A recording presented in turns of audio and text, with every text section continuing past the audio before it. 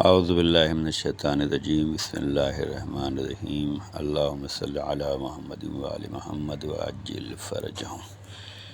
Zahra classes کے زیر نگرانی یہ پروگرام کیا آپ جانتے ہیں؟ اسلامی معلومات حاصل کریں۔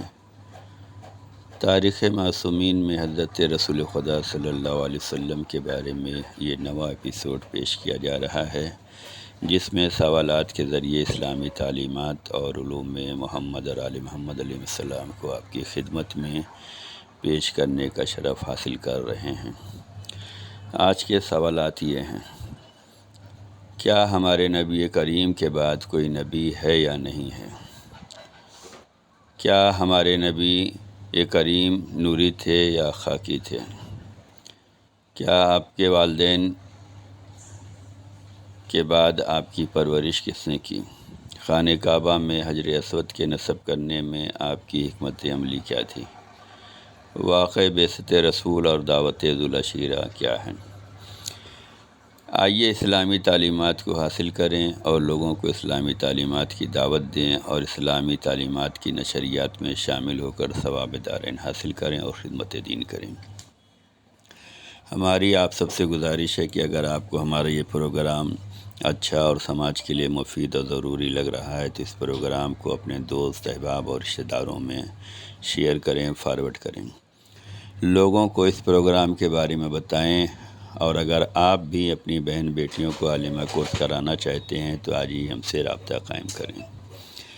آئیے ان تمام سوالوں کا جواب سننے کے لیے اور اپنے علم میں اضافے کے لیے اس ویڈیو کو دیکھتے ہیں۔ اللہ تعالیٰ نے اپنے بندوں کی رہبری اور رہنمائی کے لیے 1,24,000 انبیاء بھیجے، جس میں 313 رسول اور باقی نبی تھے، اور رسولوں میں 5 اولو العزم تھے۔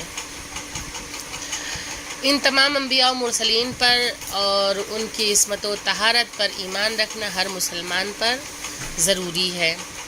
انہی انبیاء و مرسلین میں ہمارے آخری نبی حضرت محمد مصطفیٰ صلی اللہ علیہ وآلہ وسلم ہیں، جنہیں اللہ تعالیٰ نے اپنے نور عظمت و جلال سے پیدا کیا کہ 1,24,000 انبیاء پہ ایمان رکھنا یہ ہر مسلمان پہ واجب ہے، اس پہ فرض ہے، اور اسی سلسلے نبوت سے جو آخری کڑی ہیں کہ رسول خدا صلی اللہ علیہ وآلہ وسلم کہ جن کی عظمت پوری دنیا پہ آیا ہے، اور جسے پروردگار عالم نے اپنا حبیب کہا ہے، جسے طٰہٰ و یاسین کہا ہے، جسے مزمل کہہ کے پکارا ہے، اور جسے بشیر و نذیر بنا کے اللہ نے بھیجا ہے، تو یہ بہت ہی باعظمت رسول ہیں، اور جن کی اطاعت تمام امت اسلامیہ پہ واجب ہے کہ لوگ ان کی اطاعت کریں۔ تو عزیزان گرامی، رسول خدا صلی اللہ علیہ وآلہ وسلم کے بعد کوئی دوسرا نبی نہیں آیا اور نہ ہی کبھی آنے والا ہے۔ اگر کوئی نبوت کا دعویٰ کرتا ہے تو وہ جھوٹا ہے، وہ ملعون ہے، کیونکہ رسول خدا کے بعد نبوت کا سلسلہ جو ہے وہ ختم ہو گیا، وہیں پہ منقطع ہو گیا، اور اس کے بعد امامت کا سلسلہ شروع ہوا کہ مولا کائنات کو اپنا جانشین بنا اور ان کے اولادوں سے امامت کا سلسلہ شروع ہوا۔ تو نبوت صرف رسول خدا تک ہے، اس کے علاوہ پھر کوئی نبی نہیں آیا اور نہیں آئے گا، اور پروردگار عالم نے ان کی خلقت اپنے نور سے فرمائی ہے۔ تو اگر کوئی یہ کہے کہ رسول ہمارے جیسے ہیں تو وہ سراسر غلط ہے، کیونکہ پروردگار عالم نے نبی کو نور سے خلق فرمایا، ان کو عظمت و امتیازات عطا فرمائے کہ جو عام بشر میں موجود نہیں ہیں۔ تو یہ رسول خدا کا انٹروڈکشن کہ پروردگار عالم نے انہیں نور سے خلق فرمایا، وہ نوری تھے، ان کے جسم کا سایہ نہیں تھا، کیونکہ عام انسانوں کا سایہ ہوتا ہے لیکن نور کا کوئی سایہ نہیں ہوتا، تو جب سراپا نور ہی ہو تو اس کا سایہ کہاں سے ہوگا۔ اور اولو العزم پیغمبر یہ ہیں حضرت نوح علیہ السلام، حضرت ابراہیم علیہ السلام، حضرت موسیٰ علیہ السلام، اور رسول خدا صلی اللہ علیہ وآلہ وسلم ہے۔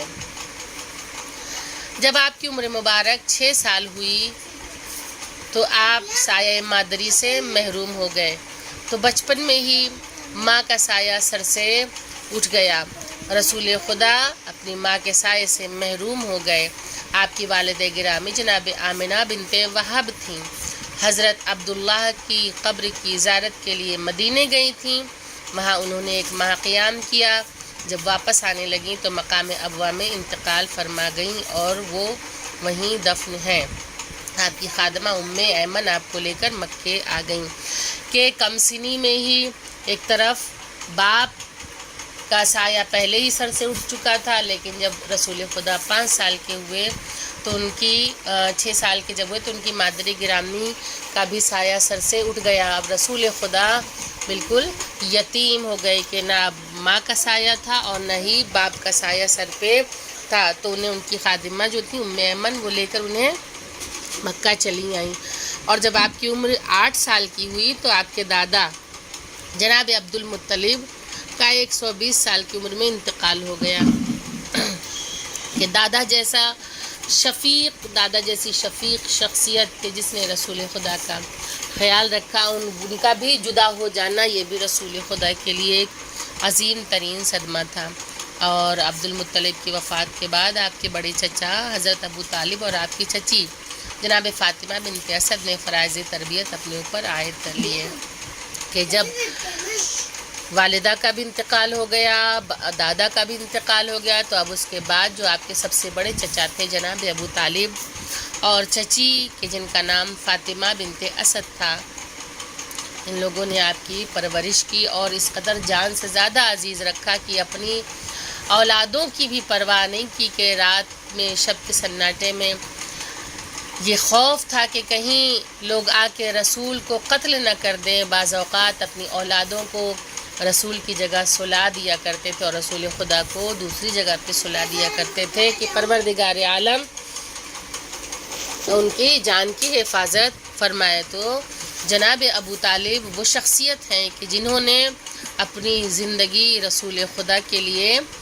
بالکل وقف کر دی تھی اور بہترین طریقے سے تربیت کے فرائض بھی انجام دیے کہ چچا ہونے کے باوجود نہ ہی کبھی باپ کی کمی محسوس ہونے دی اور نہ ہی جناب فاطمہ بنت اسد چچی ہونے کے باوجود کبھی ماں کی کمی کا احساس نہیں ہونے دیا۔ بہت ہی بہترین انداز میں تربیت کی اور رسول خدا کی پرورش کی اور اس شان سے تربیت کی کہ دنیا نے آپ کی ہمدردی اور خلوص کا لوہا مان لیا۔ آپ کی حکمت عملی سے خانہ کعبہ میں حجر اسود کو نصب کیا گیا کہ مورخین نے لکھا ہے کہ بعثت پیغمبر سے قبل قریش نے یہ فیصلہ کیا تھا کہ خانہ کعبہ منہدم کر کے اثر نو اس کی تعمیر کی جائے، کہ جب اعلان نبوت نہیں کیا تھا